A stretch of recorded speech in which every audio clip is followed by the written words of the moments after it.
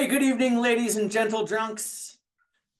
My name is Kevin Olson. I'm a recovered alcoholic. Wonderful to be here. Wonderful to have you here. I want to welcome you all to the fourth dimension. Big book study, that is. And glad you guys are all here. As we always do, let's kick off with the set-aside prayer, which goes a little something like this. Hum along if you know it.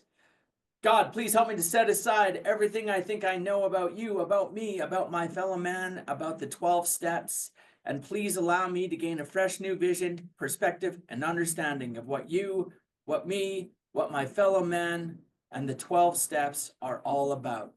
Amen. Hallelujah. And as this is the fourth dimension big book study, I always like to read the two parts of our book that refer to the fourth dimension. First of all, on page 8, Bill Wilson writes that I was soon to be catapulted into what I like to call the fourth dimension of existence. I was to know happiness, peace, and usefulness in a way of life that is incredibly more wonderful as time passes.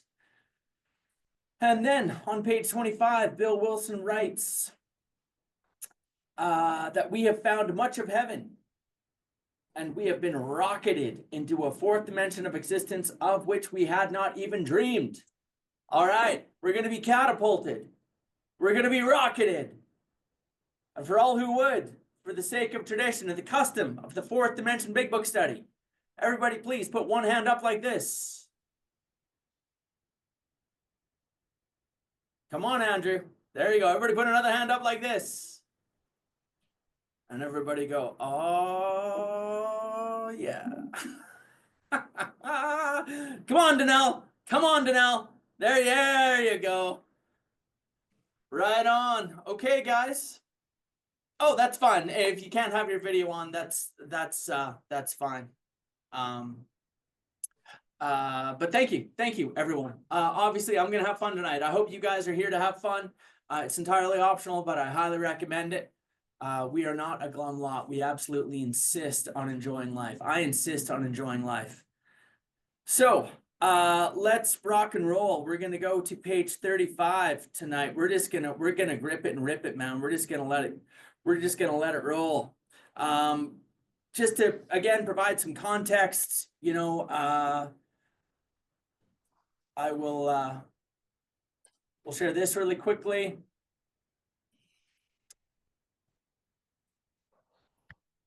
Three things that every alcoholic needs to know in order to achieve recovery from alcoholism. I need to know what my problem is. I needed to know what the solution is. I needed a program of action to achieve that solution, to overcome that problem. And tonight we're still talking through the problem. We're in the chapter more about alcoholism tonight. And there's really a twofold nature of the problem. There's a physical aspect and a mental aspect, okay? Physical allergy to alcohol. Once I start drinking, I have no control over the amount that I take. And the mental obsession, the insane thought or the lie that I tell myself before picking up a drink, okay? I have a body that will not drink alcohol properly, and I have a mind that will not let me stay away from picking up that first drink. And what we're really focusing on tonight, again, is the thought, that insane thought that precedes the first drink. And we talked about this last week. Bill Wilson refers to this as many, many, many different things in our book. Particularly in this chapter. In fact, this chapter, more than any other, really zeroes in, really focuses on the insane thought that precedes the first drink. And so we, in this chapter, we meet a few people. We meet a man of 30. We're going to meet a man named Jim. We're going to be meeting the jaywalker, and then we're going to meet a man named Fred. And last week we met Jim, and we're gonna say hi to Jim again tonight. We're gonna go through a story because Jim's story is like my favorite, man. It's one of my favorites, and I think it's really so instructive about this thought. What type of thinking dominates the mind of an alcoholic prior to picking up that first drink? Because, I heard someone say the other day, and he's a real big name speaker, and I won't say who it was, but he said, I took my first drink and I discovered what makes me an alcoholic. What makes me an alcoholic is the reaction that I have when I take a drink. Okay, and I took that drink and I triggered that allergy and I spent the next 10 years chasing that, right? And I like, yeah, so yes, obviously that physical allergy is part of it, but the real hallmark of what gets us to AA is this inability to leave it alone, no matter how great the necessity or the wish. This inability, everyone here has gone through this cycle. Everyone that comes to Alcoholics Anonymous has been through this cycle and failed.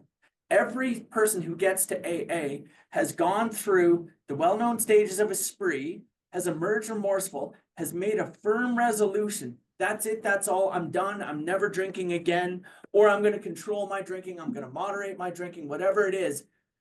And every single person here has drank again, despite having had that resolution. That, to me, is the real hallmark of what is wrong with the alcoholic. This inability to leave it alone. And I think that there are some people who lose control for a certain period of time over the amount that they drink. They make a resolution to stop, and that's it. They're done. They never drink again. They don't ever come to AA. Do you guys remember the story I talked about last week, a couple weeks ago, about that guy, Kevin? His name happened to be Kevin as well. He was a coworker of mine. He got in trouble. He was 4 years sober when I met him. And he got in some trouble from drinking. He lost control. He got into a DUI, one DUI. Do you guys remember that story? You guys remember me telling that story?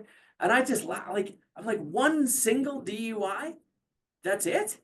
Man, you can work through that, man. There's so much more after that, believe me, But one DUI, and he said, that's it, I'm done, and I'm not going to drink anymore.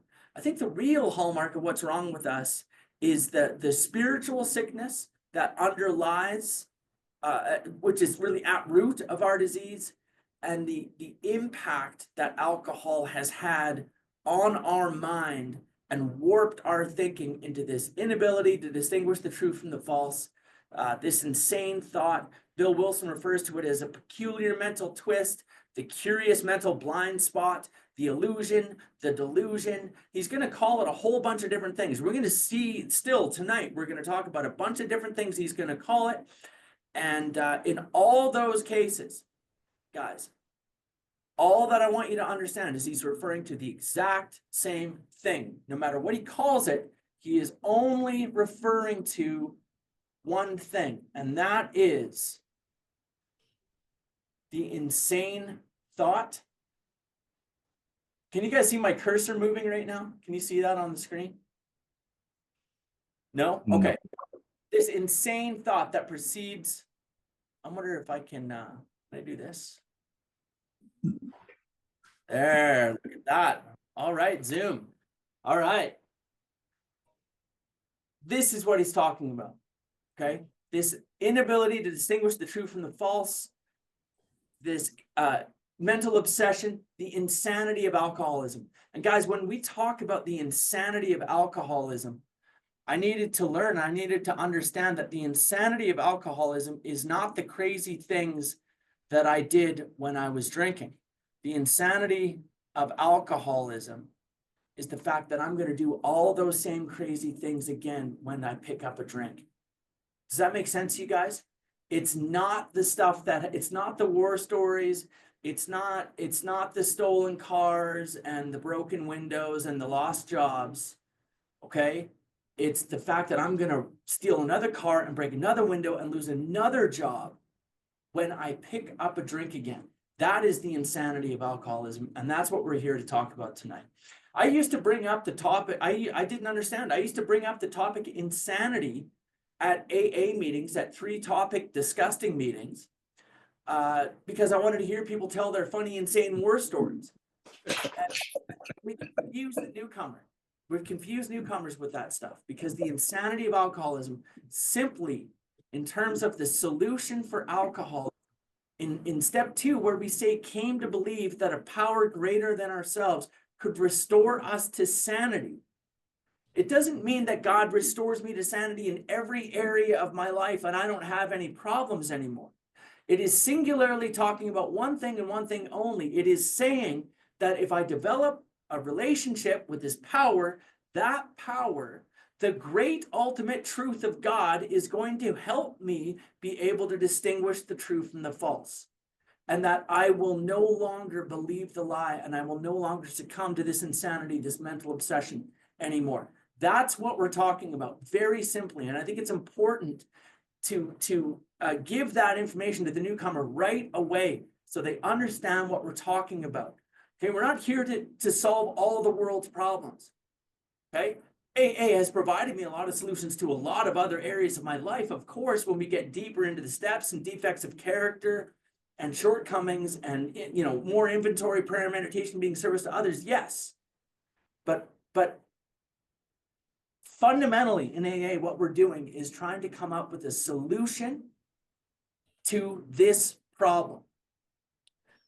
The problem that the effect of alcohol on my spiritual sickness is so positive, it works so extremely well, that ultimately it will warp my mind into an inability to distinguish the truth from the false. Anyone here ever heard anyone say in AA, or ever said yourself, I stopped drinking because it stopped working? Anyone ever heard that before, or ever said that before? I used to hear that a lot. Andrew, you heard that? I see your head nodding, right?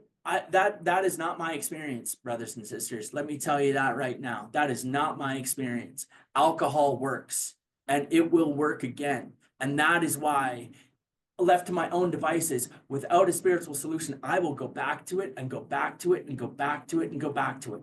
When I need relief, okay, when I am twisted up in the spiritual sickness, I will seek relief. Okay, and that's what we do. We are relief seekers. We seek ease and comfort one way or another. And that's what I found in AA. I have found in AA a way to find ease and comfort in sobriety. So anyway, let's go, you guys. Page 35 in the book. My man Brad is here. Brad, you're good to read for us tonight? I am. Love it, man. Appreciate you so much. So listen, we're going to go to the page 35. And again, look at this. Look at this first line we're going to read. What sort of thinking? That's the issue here, guys. It doesn't say what type of vodka. It doesn't say what type of beer. It doesn't say what type of cocaine. It says what type of thinking. This is the root of the problem. The main problem of the alcoholic centers in my mind. Okay, and we learned a couple of weeks ago, mind is really the combination of spirit and my mental capacity.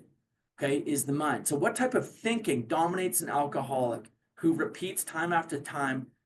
Bill Wilson calls it here the desperate experiment. The desperate experiment of the first drink. Okay, where's that desperation coming from? Why are we desperate to attempt this experiment?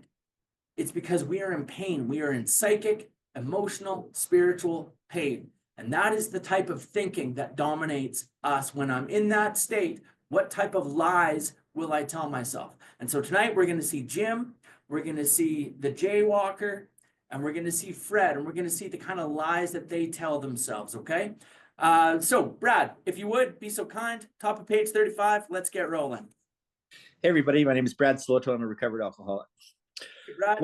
What sort of thinking dominates an alcoholic who repeats time after time the desperate experiment of the first drink?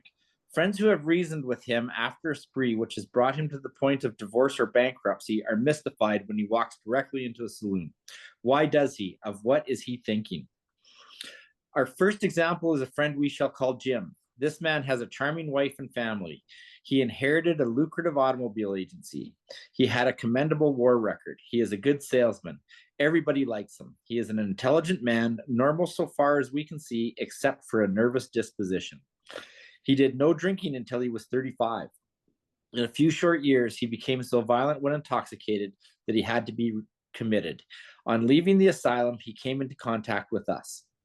Okay, so I just want to point out, he's a good guy in a lot of ways, a good salesman. Everybody likes him, intelligent man, normal so far as we can see, except for a nervous disposition. Okay, and that to me is telltale. It's the outward manifestation of his internal spiritual malady. Okay, you see that nervous disposition. How many times do we hear about Roland Hazard, for example? He goes to see Carl Jung. Why? Well, he had an attack of the nerves. Okay, in the 1930s they refer to this a lot, this nervous disposition, and today we talk about People having anxiety disorders and so on. Ultimately, I believe that all of my problems are in the third dimension and that all of my solutions are in the fourth dimension. Okay. And I think that his problem ultimately, when he says this nervous disposition, I think it's telltale that he has some inner spiritual sickness going on. Okay. Back to you, Brad. We told him what we knew of alcoholism and the answer we had found. He made a beginning. His family was reassembled and he began to work as a salesman for the business he had lost through drinking. All went well for a time, but he failed to enlarge his spiritual life. To his consternation, he found himself drunk half a dozen times in rapid succession. Okay, so I just want to point out when they say he failed to enlarge his spiritual life, don't get mystified. It's nothing mystical in AA. Okay, it's very simple. We have one way to enlarge our spiritual life. Well, actually, we have 12 ways to enlarge our spiritual life, don't we? Okay, that's really it. When they say he failed to enlarge his spiritual life, all they're saying is this cat came, he took from AA, got sobriety, and went and focused on his job again. How many times do we see this? We see it all the time. He didn't get back to AA. He didn't do the steps. He didn't do a thing. Okay? Again, guys, the major foundation of this study from day one has been a transition. A transition from being what to what? Anybody? Can anybody tell me? Feel free. Unmute yourself. From a giver to a taker. Sorry, from a taker to a giver. Amen. That's the transition that Chuck Chamberlain tells us we need to make in AA. I need to make that transition from being a taker to being a giver. Okay. What did this guy do? What did he do? He came and he took. He got sobriety just enough to now he's going to go back to work, but he failed to enlarge his spiritual life. How do we fail? How do we enlarge our spiritual life? Yes, inventory. Yes, we make amends. Yes, prayer and meditation. But yes, we give back to Alcoholics Anonymous. That's how I enlarge my spiritual life. It's a key element, okay? And this cat didn't do that. And so we're going to see what happens. Well, we know it just the next line. He got drunk 6 times in rapid succession. So there you go, right? That's a pretty good indication, okay? And one of the things that I'm going to point out here is these members of AA are going to continue working with him, even though he slipped 7 times. Thank God. Raise your hand if you've ever been around AA more than 7 times. I know I did. I know I got drunk in and out of AA many, many, many times. Okay. It's just Charlotte Donnell and I are the only. Okay. Well, anyway.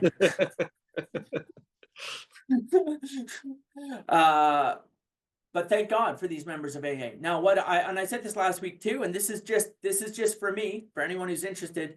I would not continue working with a single sponsee 6 or 7 times after they drank that much.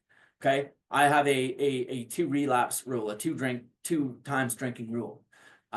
If a sponsee of mine drinks, I'll continue working with him once after that. After that, if he drinks again, I will, with love, help him to find another sponsor. Okay. Because it may just be that it's my ego now getting in the way of what it is between him and having the spiritual awakening, because he's not hearing the message the way I'm giving it. And that's just the way it is. So in any event, he got drunk 6 times in rapid succession, and the members of AA are going to go continue working with him. Brad, back to you. To his consternation, he found himself drunk a half a dozen times in rapid succession. On each of these occasions, we worked with him, reviewing carefully what had happened. He agreed he was a real alcoholic and in a serious condition. He knew he faced another trip to the asylum if he kept on. Moreover, he would lose his family for whom he had a deep affection. Yet, he got drunk again. We asked him to tell us exactly how it happened. This is his story. I came to work on Tuesday morning. I remember I felt irritated that I had to be a salesman for a concern I once owned. Okay, so I'm just going to pause here. Already, what do we see? Restless, irritable, discontent. He's irritated. He's irritated. He's ticked off. What does he have? A resentment. He resents his boss. He's feeling self-pity. Okay? All of this stuff, it's telltale. He is not in fit spiritual condition in this moment. Okay? And it's also Tuesday morning, right? Like, what happened to Monday? Where was he on Monday? Okay. And it's going to say here, well, you go ahead, Brad. I had a few words with the boss, but nothing serious. Yeah, probably. Where were you on Monday? Then I decided to drive into the country and see one of my prospects for a car. On the way, I felt hungry, so I stopped at a roadside place where they have a bar. I had no intention of drinking. I just thought I would get a sandwich. I also had the notion that I might find a customer for a car at this place, which was familiar, for I had been going to it for years. I had eaten there many times during the months I was sober. I sat down at a table and ordered a sandwich and a glass of milk. Still no thought of drinking. I ordered another sandwich and decided to have another glass of milk. Okay, so I just want to point out at this point, there is no thought of drinking. There is no insane thinking going on right now with this guy whatsoever. He's ordered a sandwich and a glass of milk. Apparently, he's really hungry. He ordered another sandwich and another glass of milk. I used to think it was strange that he was driving his car to go find a customer, but I've come to learn through studying history a little bit in AA that that's how they used to sell cars back in the day. They didn't have car dealerships. You would actually drive your car to go find prospects. So that's legit. And he's going to sell this car. One of the things that people often, I hear this all the time in AA meetings, is that people will say, well, the obsession is that I'm thinking when I'm not drinking, I was thinking about it all the time. I was thinking about drinking. Okay, is that right? I don't think so. Is Jim thinking about drinking right now? Not at all. Okay, now this next line, guys, in fact, the next 3 words we're going to read, to me, are some of the most important words in the understanding of step 1. Okay, Brad, just read those 3 words for us. Suddenly, the thought. That's it. And he's dead. That's how quick it happens, guys. That's it. That's what we're contending with right now. That's every person on this call right now has this disease. Suddenly, the thought. And that's it. And if I cannot match that insane thought with a sane thought, if I do not have a fit spiritual defense in place, I'll drink again, man. I'll drink again. And, my grand sponsor, Clancy, used to say, I'm happy to be here, sane, safe, and sober, because I didn't used to be, and I may not be again. Okay? Any one of us, if we do not have a fit spiritual, if we have not enlarged our spiritual life, any one of us would succumb to those 3 words, man. Those words send shivers down my spine, because that's how quick it happens. And everyone on this call knows how quickly it can happen. Suddenly, the thought. It doesn't say suddenly the drink. It doesn't say suddenly the bartender. It doesn't say suddenly the liquor store. It doesn't say suddenly the drug dealer. It says suddenly the thought. And that's what it is, man. That's what my problem is. My problem is not drinking or even this physical allergy to alcohol, although we talk about that a lot. My problem is that I have a mind that will not let me stay away from picking up that first drink. Why? Because he's irritated. He's filled with self-pity. He's mentally sick and feels resentful, and he has not enlarged his spiritual life. And that's a perfect breeding ground for one insane little thought like that. Suddenly the thought, and what he's going to think is absolutely crazy. And we all have a chuckle at it. But here's the thing that I know. Alcoholism is just going to keep throwing things against the wall until something sticks, okay? And here's another thing for anyone who's on the call that has some time, okay? My job is to, as they say, to comfort the disturbed and to disturb the comfortable. If you're here and you're comfortable, let me tell you, the insanity of alcoholism does not always say, let's go get a 6-pack and an 8-ball. Sometimes what it says is, I don't need to go to my home group tonight. Sometimes what it says is, I'm not going to call my sponsor every week. That seems a little extreme. What it says is, I know some people like to do inventories every year, but I don't think I'm fine, man. I need to focus on my job. I need to focus on my health. I need to focus on whatever it is, okay? The insanity of alcoholism can take on many, many, many different forms. Here, we're going to see the form that it takes with Jim. And it's crazy, and we'll have a laugh at it, and it sounds crazy. But if you would say out loud the last time that you relapsed, what the thought was when you were standing there, if you would, if your mom or your sister or your best friend had been standing beside you and you said those words out loud to them, what would they have said? Are you insane? Are you insane? Right? Brad, back to you. Suddenly, the thought crossed my mind that if I were to put an ounce of whiskey in my milk, it couldn't hurt me on a full stomach. I ordered a whiskey and poured it into the milk. I vaguely sensed I was not being any too smart, but felt reassured as I was taking the whiskey on a full stomach. The experiment went so well that I ordered another whiskey and poured it into more milk. That didn't seem to bother me, so I tried another. Of course, because what has he triggered now? As he took that first whiskey, what did he trigger? Triggered the physical allergy. Now, of course, the experiment went so well, he's going to keep taking them. And by the way, that line, I love that line. You'll hear me refer to that line a lot. Anyone who spends time with me, I vaguely sensed I wasn't being too smart. I was not being any too smart. I vaguely sensed I wasn't being too smart. Those are words to live by. Okay? Because a lot of us, the thing that I'm about to do, I vaguely sense I'm not going to be too smart doing this, but I go ahead and do it anyway, don't I? And someday I joke around like on my tombstone is going to be, Kevin Olson died 2024. Vaguely sensed he wasn't being too smart when he went ahead and did whatever the heck it was I was about to do. Hey, listen, somebody told me one time, you get that vague sense? That's God. That's God telling, or your sponsor telling you, don't be an idiot. Don't do this. Particularly, some of you men are smiling right now, particularly in what area? Particularly in what area? Okay? Yeah, we know. Okay? We vaguely sense we're not being too smart. Maybe I should pause. Maybe I should listen to that. Okay? Somebody told me one time that little niggling feeling. His name Tom Grafton from Winnipeg, Manitoba, used to say that little niggling feeling, that's God. But I can't hear it if I'm not quiet. If I'm not in the present moment, I can't hear that. So anyway, I vaguely sensed I wasn't being too smart. Benjamin Collins, I just want to say, brother, it's good to see you. Glad you're here. Back to you, Brad. Thus started one more journey to the asylum for Jim. Here was the threat of commitment, the loss of family and position, to say nothing of that intense mental and physical suffering which drinking always caused him. He had much knowledge about himself as an alcoholic, yet all reasons for not drinking were easily pushed aside in favor of the foolish idea that he could take whiskey if only he mixed it with milk.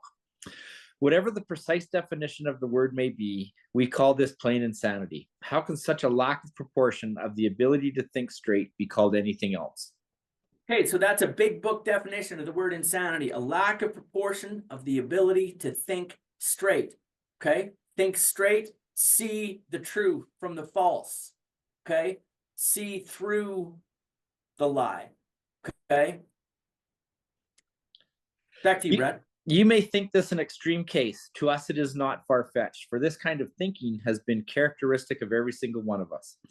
We have sometimes reflected more than Jim did upon the consequences, but there was always the curious mental phenomenon that, parallel with our sound reasoning, there inevitably ran some insanely trivial excuse for taking the first drink. Our sound. So for anyone who's new to this study, one of the things in this chapter, we are looking for adjectives or synonyms for this insanity or the mental obsession. Okay, so we just saw two of them. Curious mental phenomenon is another way to say it. Okay. Or insanely trivial excuse. Okay, in all of these places, we're simply referring to what Dr. Silkworth called inability to distinguish the true from the false, the mental obsession, the insanity, the insane thought that precedes the first drink. There's going to be a few more, and I'll keep pointing them out. Our sound reasoning failed to hold us in check. The insane idea won out. Next day, we would ask ourselves in all earnestness and sincerity how it could have happened. In some so this next paragraph, guys, was really, really key for me and important for me to understand, because I was the kind of guy, I'm a defiant member of AA. I'm a defiant alcoholic. Okay. I did not come here as like a little AA big book thumping soldier for God. Okay. I came here as a childish, atheist, defiant brat when I was 19 years old, and I came to AA, and all I did was look around to see where I was different. What was different? Where did I not fit in? Okay. And this idea that this time it'll be different, this time it'll be okay, I would think to myself, well, man, when I drink, I didn't think it was going to be different, man. I wanted to die, man. I wanted to drink myself to death, and I knew every time I drank, it was going to be a blackout and oblivion, man. So I don't know, this mental obsession, this insanity of alcoholism, I don't know, man. It's not really for me. You know, my case is different. I'm kind of I'm a darker type of alcoholic than you all. Okay. Oh, that got some laughs. Any other dark alcoholics out there? All right, but listen. Okay, yeah, there you go, Alex, right? Okay, but here's the thing, guys. It nails me in this next paragraph. It took me years to find this. It nails me. For the type of person who is drinking for purpose, the type of, like when I drink, if I'm going to drink, I'm looking for oblivion, right? My grand sponsor, Clancy, he used to say, people say, Kevin, for you to drink is to die. It's like, yeah, if I'm drinking, I hope I'm going to die. That's what I'm looking for. I identify with that. I don't drink socially, I drink suicidally. Okay, so where do I fit in this book? Let's read this next paragraph, Brad. In some circumstances, we've gone out deliberately to get drunk, feeling ourselves justified by nervousness, anger, worry, depression, jealousy, or the like. But even in this type of beginning, we are obliged to admit that our justification for a spree was insanely insufficient in the light of what always happened. We now see that when we began to drink deliberately instead of casually, there was little serious or effective thought during the period of premeditation of what the terrific consequences might be. Yeah, man, does that ever nail me to the wall? When I decided, yeah, I don't even care. I don't care anymore. I'm going to go out drinking. And I go out drinking for 2 or 3 days because I didn't care. You know what's funny is how much I cared at the end of those 2 or 3 days. Suddenly I cared again. Suddenly I cared again. And I cared a lot about everything I had just destroyed. Okay. Yeah, there's little period of effective thought, the period of premeditation of what the terrific or horrific consequences were going to be of me drinking. Okay. Again, guys, we talked about this last week. This idea that we hear sometimes in AA, just play the tape through to the end. Just play the tape through. Okay. Ever heard that before? Okay. I don't know where that comes from, but it doesn't come from AA, because what it tells me here is that there is little period of effective thought on what the terrific consequences are going to be. Okay. I am not capable of playing the tape through to the end or think through the drink. They used to tell me that when I was 17 years old, going to ADAC, counselors. Kevin, you just need to think through the drink. It's like, oh, well, okay. Thanks for the information. And anyway, suffice to say that that didn't work. Why? Because there's little period of effective thought when I am drinking, when I'm out to drink deliberately, feeling myself justified by nervousness, anger, worry, depression, jealousy, or the like. Okay. And they should include self-pity in there.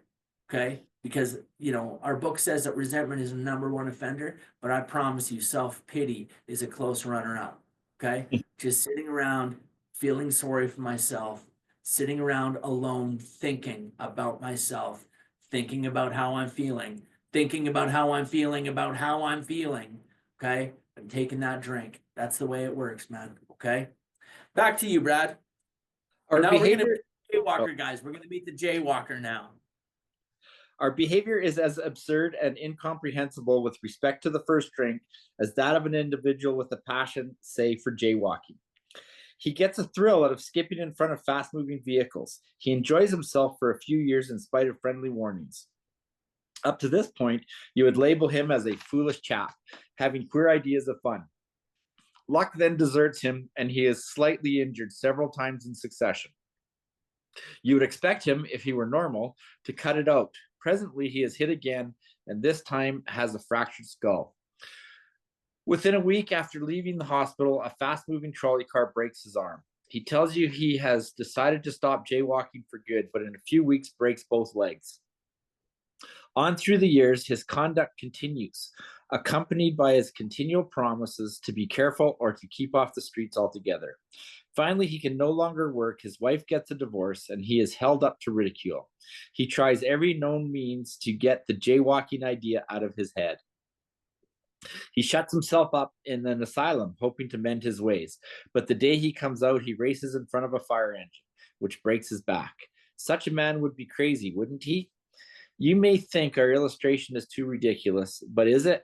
We who have been through the ringer have to admit if we substitute alcoholism for jaywalking, the illustration would fit us exactly. However intelligent we may have been in other respects, where alcohol has been involved, we have been strangely insane. It's strong language, but isn't it true? You know, Some I like this analogy of the jaywalker. I think it really encapsulates what I was saying before. The hallmark of everyone on this call and everyone who ever comes to AA is just what the jaywalker does. I'm never going to jaywalk again, jaywalking again. That's it. I've learned my lesson. Okay, I've come to realize I have a learning disability called alcoholism. Okay, alcoholics, we do not learn our lesson. Okay, there is no lesson learned. And why? Why is that? What it's hard to understand for normal people who are outside of us. They can't understand the unmanageability that we feel inside.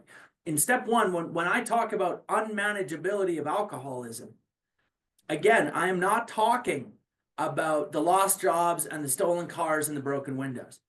When I'm talking about unmanageability, I'm talking about the way that I think, the insanity, but more importantly, I'm talking about the way that I feel.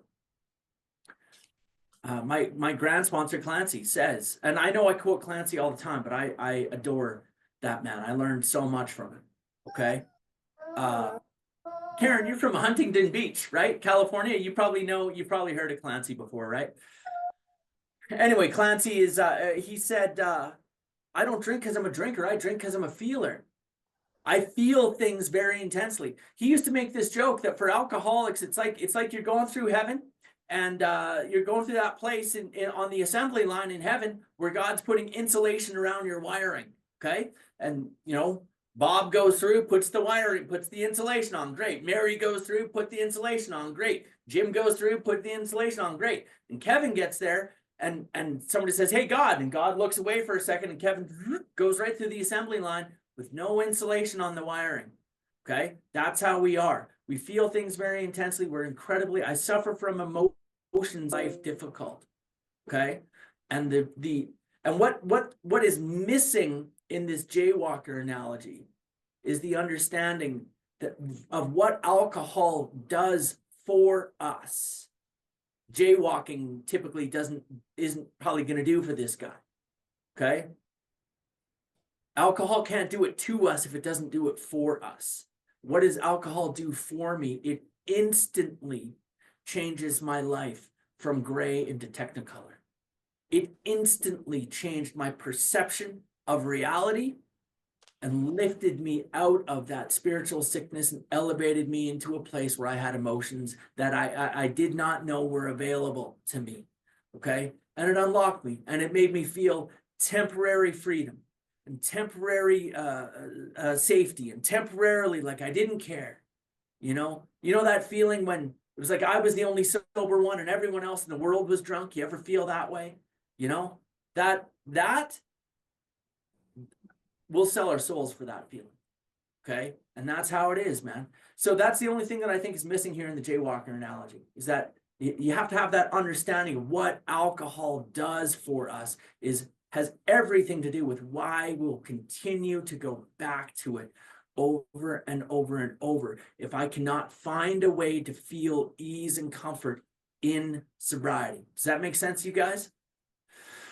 Yeah? Thumbs up? Thumbs up? Thumbs up? All right. Okay, Brad, back to you. Some of you are thinking, yes, what you tell us is true, but it doesn't fully apply. We admit we have some of these symptoms, but we have not gone to the extremes you fellows did, nor are we likely to, for we understand ourselves so well after what you have told us that such things cannot happen again. We have not lost everything in life through drinking, and we certainly do not intend to. Thanks for the information. That may be true of certain non-alcoholic people who, though drinking foolishly and heavily at the present time, are able to stop or moderate because their brains and bodies have not been damaged as ours were. But the actual... So that Brad, yeah, I want everyone to make a note. We talked about the heavy drinker. Okay, what is the difference between the heavy drinker and the real alcoholic? In the chapter, there is a solution. That is describing the heavy drinker.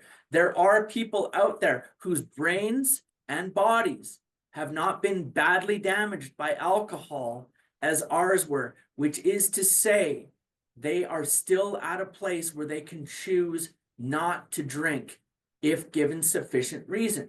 That's what it says about the heavy drinker. If given sufficient reason, falling in love, warning of a doctor, loss of a job, going to court, whatever it is, they can stop or moderate. Why? Because their spiritual condition is not dependent on drinking yet. Okay? Their inner spiritual condition has not warped their mind yet into an inability to distinguish the true from the false, and they're able to pull back. Okay? And we see it happen. The other thing that I see happen sometimes, and this is just for you guys when you start sponsoring people. Okay? When you guys start sponsoring people, when you make that transition from taking to giving, and you start to go through their drinking stories, you take them through the cycle. In my experience, there's two types of alcoholics. There are people like me, age 12, I took a drink, alcoholic was born instantaneously. Okay? I had the bug from the jump. Okay? And then there are other people who are heavy drinkers for a long period of time.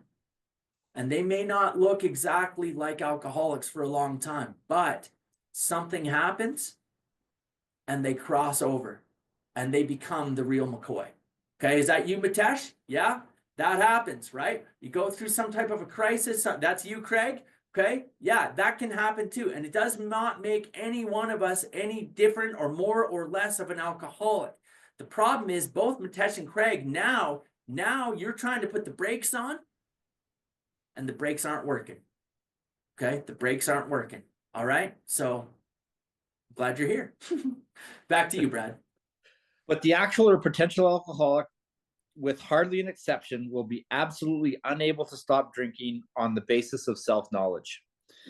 This is a point we wish to emphasize and re-emphasize, to smash home upon our alcoholic readers as it has been revealed to us out of bitter experience. Let us take another illustration. Okay, so I want to talk very quickly about this idea of self-knowledge. What are they talking about? Self-knowledge. What do they mean? Here's what I think it means. Okay, this cycle, the cycle of alcoholism that we talk about all the time, this is what self-knowledge is of absolutely no avail. They will be unable to stop drinking on the basis of self-knowledge. That means, guys, learning this cycle and knowing this cycle is not a solution to alcoholism. Coming to this study and learning this and learning the cycle is not going to keep you sober. How do I know that? Because for the 15 years I've been doing this big book study, I can't tell you how many times I've seen people come and they learn the cycle and they're like, oh my God, like that's me. And the cycle, the stories, I get it. It's awesome. I love this big book study, Kevin. Yeah, great. Come back next week. We're going to talk about step 4. Oh, but no, I got this other thing I gotta do next week. Okay. And how many times do I see somebody's big book? The first, 25 pages are all earmarked and highlighters and notes and all that stuff. It's funny, you get back into page 83, 84, 85, and it's almost like no one's even read those pages. Okay. All of that to say, guys, learning the cycle, that is self-knowledge. Coming to AA and learning about what my problem is ain't a solution to my problem. Okay? Does that make sense, you guys? That's what we're talking about here. All right, Brad, back to you. Fred is a partner in a well-known accounting firm. His income is good. He has a fine home, is happily married, and the father of promising children of college age. He has so attractive a personality that he makes friends with everyone. If ever there was a successful businessman, it is Fred. To all appearance, he is a stable, well-balanced individual, yet he is alcoholic. We first saw Fred about a year ago in a hospital where he had gone to recover from a bad case of jitters. Okay, remember, we talked about nerves. Okay, here he is, jitters. Okay, all they're saying is it's another example of the spiritual sickness. It's another good indication that there's something internally at dis-ease within him.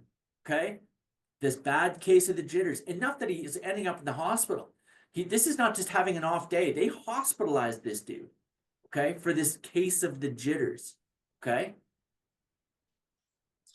It was his first experience of this kind, and he was much ashamed of it. Far from admitting he was an alcoholic, he told himself he came to the hospital to rest his nerves. The doctor intimated strongly that he might be worse than he realized. For a few days, he was depressed about his condition. He made up his mind to quit drinking altogether. It never occurred to him that perhaps he could not do so. In So spite of that's his the sound of willpower. That's the sound of willpower right there. He made up his mind. That's it. He's going to sick willpower on this problem. You go get him, willpower. Okay. And why shouldn't he? He's a successful businessman. To all appearances, he's a stable, well-balanced individual. Why shouldn't he have the willpower to do this? Okay. And like, I think that willpower sometimes gets a bad rap in AA. Okay, we're quick to say willpower is of absolutely no use. It's like, well, you guys will hear me talk about this more when we get to step 3. Right now, just know that willpower is of no use with respect to one thing, and that is whether or not I'm going to pick up the first drink. Okay, whether or not I'm going to pick it up, and then what happens once I start drinking. Okay, no willpower is going to help me in that area of my life. But many, many other things in AA require me to use all the willpower I can, as long as I'm aligning it with God's will. Okay? That's the key. So we'll talk more about that when we get to step 3. For now, just know that Fred is trying to exert his willpower against this problem. We'll see how that works for him. It never occurred to him that perhaps he could not do so, in spite of his character and standing. Fred would not believe himself an alcoholic, much less accept a spiritual remedy for his problem. We told him what we knew about alcoholism. He was interested and conceded that he had some of the symptoms, but he was a long way from admitting that he could do nothing about it himself. He was positive that this humiliating experience, plus the knowledge he had acquired, would keep him sober the rest of his life. Self-knowledge would fix it. Again, he did kind of a step 1-ish. Okay. The members of AA took him through the cycle. Okay. And said, do you identify with some of this? And he said, yeah, I'm a little bit alcoholic. Okay. But I'm not as bad as, you guys. And, our book says, if a man thinks he can do the right about face and drink like a gentleman, our hats are off. Our hats are off. Okay. Bop till you drop, man. Bop till you drop. Let's see what happens to Fred. In fact, okay, so I got to tell you guys this. There's that line on page 40. It says, "We heard no more of Fred for a while," and I love that line. It's a funny one. And if you read the big book, you study the big book, and love the big book like I love it, you'll see sometimes you'll go to AA conferences and you'll see guys wearing T-shirts that just say, "We heard no more of Fred for a while." Okay, because it's kind of an inside joke. I've heard guys say like this, what happened to him? Like, he went page 40. He went page 40. We heard no more of Fred for a while. All right. And it's kind of a sad, sick joke. And we certainly don't mean to dance on anyone's misfortune or anything like that. But it's a reality. If you're going to be around AA, you're going to sponsor a lot of dudes. And ladies for that matter. People are going to come in and they're going to come out, and you're not going to hear from them for a while.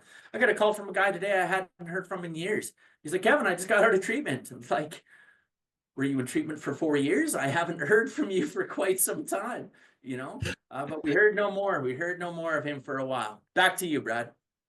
I saw a guy at a meeting once that told me I was his first sponsor, and I didn't have a clue who he was. Oh, that's funny, man. Yeah. We heard no more of Fred for a while. One day we were told that he was back in the hospital. This time he was quite shaky. He soon indicated he was anxious to see us. The story he told is most instructive, for here was a chap absolutely convinced he had to stop drinking, who had no excuse for drinking, who exhibited splendid judgment and determination in all his other concerns, yet was flat on his back nevertheless. Let him tell you about it. I was much impressed with what you fellows had said about alcoholism, and I frankly did not believe it would be possible for me to drink again. I rather appreciated your ideas about the subtle insanity which precedes the first drink, but I was confident it could not happen to me after what I had learned. I reasoned I was not so far advanced as most of you fellows, that I had been usually successful in licking my other personal problems, and that I would therefore be successful where you men failed. I felt I had every right to be self-confident, that it would be only a matter of exercising my willpower and keeping on guard. In this frame of mind, I went about my business, and for a time, all was well.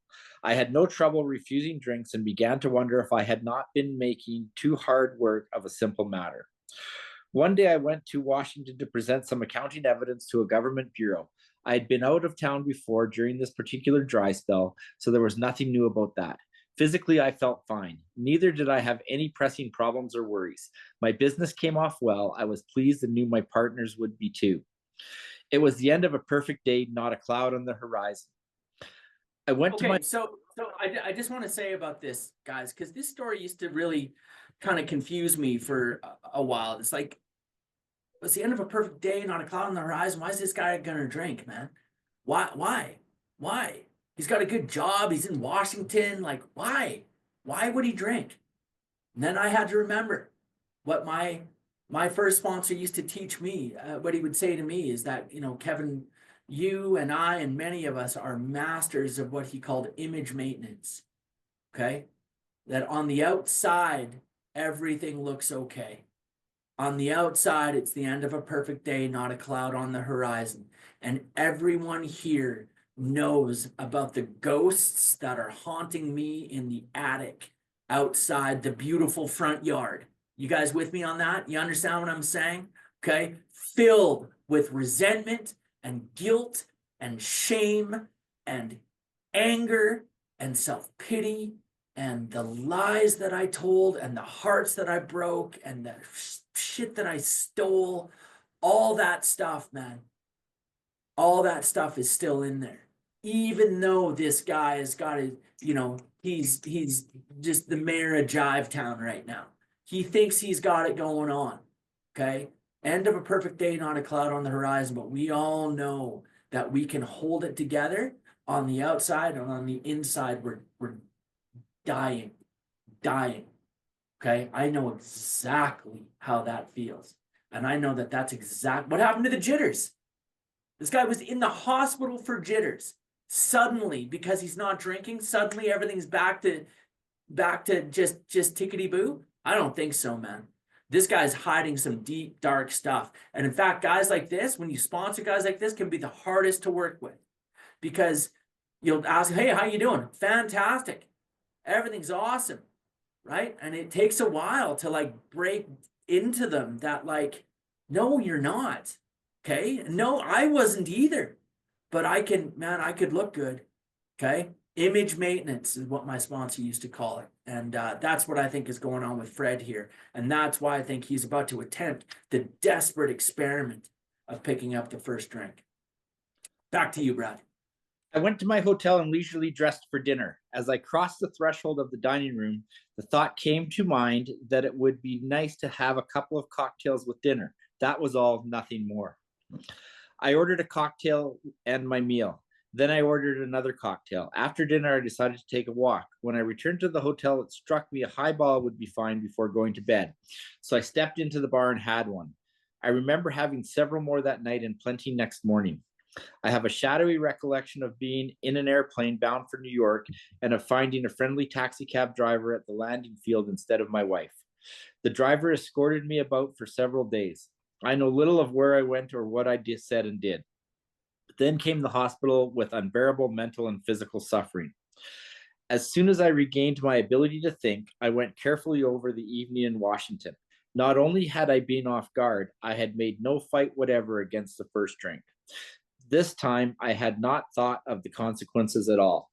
I had commenced to drink as carelessly as though the cocktails were ginger ale.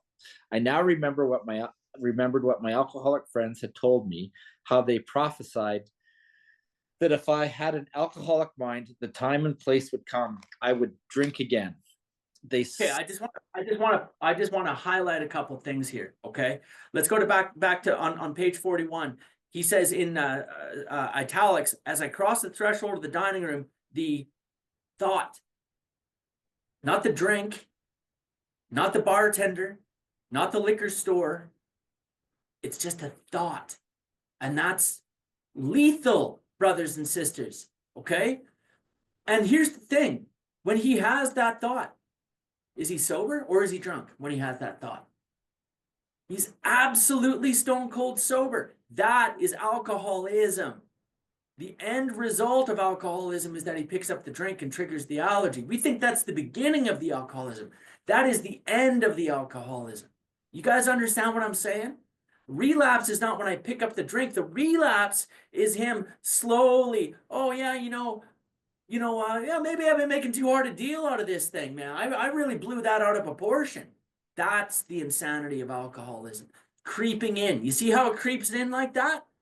And it just starts to wear us down and pull down that spiritual defense that we've built between us and the first drink, pulling it down one brick at a time, one brick at a time, one brick at a time until suddenly the thought. Okay? And here it says the members of AA had prophesied if he had an alcoholic mind. Alcoholic mind at the bottom there, bottom of 41, had an alcoholic mind. The time and place would come sober that I would drink again. That should be terrifying to everyone on this call. That means that I do not have a drinking problem. That means that I have an unmanageability of the way that I feel and an unmanageability of the way that I think problem. Alcoholism is a disease that continues on when I'm drinking and when I'm not drinking. And when I'm not drinking, if I am not staying in fit spiritual condition, it will always lead me back to picking up that drink and certain mental, emotional, physical annihilation. Okay, back to you, Brad. We're just going to finish this chapter and we'll be done for the night. They had said that though I did raise a defense, it would one day give way before some trivial reason for having a drink. Well, just that did happen and more. For what I had learned of alcoholism did not occur to me at all. I knew from that moment that I had an alcoholic mind. I saw that willpower and self-knowledge would not help in those strange mental blank spots. I had never been able to understand people who said that a problem had them hopelessly defeated. I knew then it was a crushing blow. Two of the members of Alcoholics Anonymous came to see me. They grinned, which I didn't like so much, and then asked me if I thought myself alcoholic and if I were really licked this time. I had to concede both propositions. They piled on me heaps of evidence to the effect that an alcoholic mentality, such as I had exhibited in Washington, was a hopeless condition. They cited cases out of their own experience by the dozen. This process snuffed out the last flicker of conviction that I could do the job myself. Then we had a great speaker at PPG on Saturday night, Glenn, for anyone who was there. Well, Andy there spoke for 10 minutes too. Good job on Saturday night, Andy. But you heard Glenn say as well, when we're working with newcomers, what we want to do is we want to give them a fatal dose of alcoholism. Okay? How do we do that? We do that by taking them through this book. We do that by taking them through the cycle of alcoholism and closing the trap on them. Okay? And rather helping them understand, that they're already in the trap. They're in the trap already from which there is no escape other than spiritual means in Alcoholics Anonymous. And that's where I had to get to. Okay? I had to try a bunch of other things to try it my way. Okay? And it was tedious and horrible for a long time in my life until I got to a point where I just said, yeah, I'm in. Okay. And that's what these guys did. They snuffed out the last flicker of conviction that this guy could do it without AA. And that's what we need to do with sponsees. When newcomers come, we need to qualify them. Are they alcoholic? Are they not alcoholic? They're alcoholic. Then we've got to give them a fatal dose of step one. You guys understand what I mean? And really, the more the emphasis is on step one, the easier time you'll have as a sponsor getting them through the rest of the steps, okay? Because they will really surrender in step one. Of course, the ego is going to grow back almost instantaneously, okay? Because that's how we are, okay? The amazing recuperative power of the alcoholic ego within days, okay? But we got to give them a fatal dose of step one nonetheless.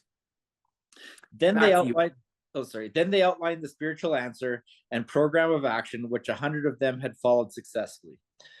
Though I had been only a nominal churchman, their proposals were not intellectually hard to swallow. But the program of action, though entirely sensible, was pretty drastic. It meant I would have to throw throw several lifelong conceptions out of the window. That was not easy, but the moment I made up my mind to go through with the process, I had the curious feeling that my alcoholic condition was relieved, as in fact it proved to be.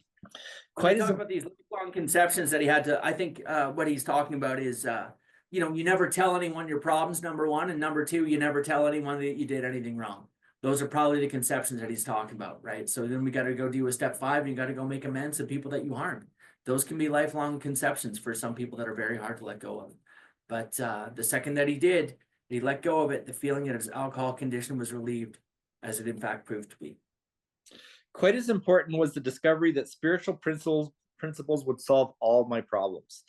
I have since been brought into a way of living infinitely more satisfying and, I hope, more useful than the life I lived before.